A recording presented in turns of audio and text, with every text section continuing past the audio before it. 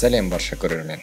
Қазіргі жағдайда барлығымызды бір сұрақ мазалайды. Карантинде қалай ақша табуға болады? Ақша табудың бірнеше жолдары бар. Біріншісі интернетте қашықтан пайда табу.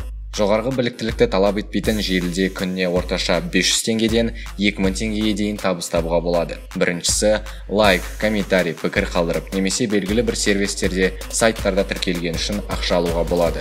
Әлеуметтік желідегі бір пікірге орташа есеппен 5 теңгеден 50 теңгеге дейін төлейді. Сонымен қатар сауалнамаларды, тесттерді өтіп ақша табуға болады. Видео және рекламаларды қарау. Бұл қарапайым іс-әрекет үшін 5 теңгеден 20 теңгеге дейін алуға болады. Форумдарда сөйлесу. Жаңа ресурсты насихаттау үшін әкімшілер жиі қатысушыларды тақырыптарды талқылау, ол форумдарды толтыру үшін тартады. Мұнда ақша басқа адамдармен сөйлескен үшін беріледі. Серуендеуді жақсы көретіндер үшін арнайы сервис Яндекс Толока қосымшасы бар. Витриналар мен ғимараттардың сыртын суретке түсіріп, 2 сағаттық серуенге 500 теңгеден 1200 теңгеге дейін табуға болады. Қосымшада басқа да көптеген қарапайым тапсырмалар бар. Келесі жолдар көбірек ақша табуға мүмкіндік береді, бірақ белгілі бір білім мен дағдыларды талап етеді. Ұзақ мерзімді табыс болуы мүмкін. Күніне 1000 теңгеден 3000 теңгеге дейін табуға болады. Мәтіндерді жазу, рерайт, вебрайт, копирайтинг. Бұл қызметтердің құны әртүрлі. Рерайт – дайын мақалаларды мазмұндау. Ең арзан жазу жұмысы 1000 таңбадан немесе 1 бетке 100 теңгеден 300 теңгеге дейін ақша табуға болады. Веб-райтинг тарифтері 2 немесе 3 есе жоғары болуы мүмкін. Веб-райтинг, яғни веб-беттерді толтыру. Беттің орташа құны 500 теңгеден 800 теңгеге дейін жетеді.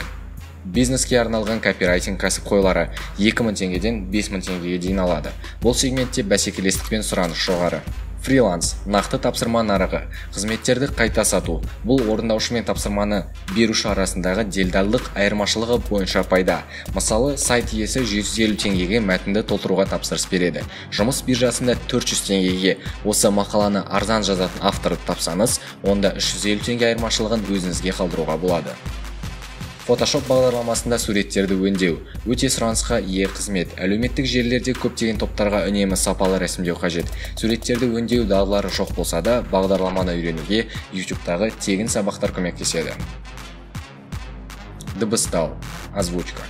Жақсы дауыс, айқын дикция, бөтен бейнелерді дыбыстау үшін қажетті ресурстар.